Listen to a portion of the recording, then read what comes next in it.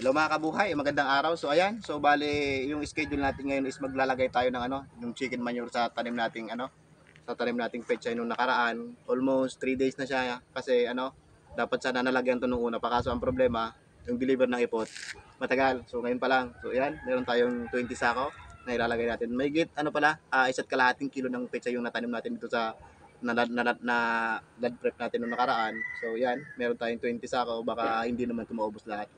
So ayan mga kabuhay, ayan, mag-aakot ako papunta dun. So ayan. So ayan mga kabuhay, ganito yung paglagay ng chicken manure dito sa ating sa ating pechay. So pagka ganito mga kabuhay na medyo na siya, tubo na, mapapansin niyo ayan may tubo na siya, mga ganito nakalaki yung pechay natin. So iingatan na siya, hindi na pa siya pwedeng matamaan ng ng ipot.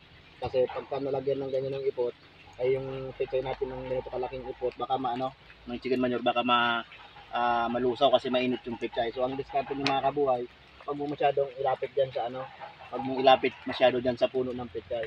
Ganyan lang. So wag masyadong buo-buo. Dapat nakakalat para hindi magano concentrated yung lalagay nating ipot doon sa puno ng pechay para hindi maluto. So ganyan lang mga kabuhay. Ganyan. Pero pagka halimbawa pakatanim niyo tapos hindi pa tumutubo, maglagay na kayo ng chicken manure. Yun, pwede niyo ilagay mismo diyan sa puno. Pero pagka ganito mga kabuhay, kumbaga medyo crucial na. Iingatan mo na talaga hindi matamaan masyado yung puno ng pechay. So ganun lang mga kabuhay yung paglagay ng chicken manure sa ating tanim na pechay. So, ayan mga kabuhay, maraming salamat sa panonood. Paki-like and share na lang yung video natin. Ayan. So, ayan. Bye-bye.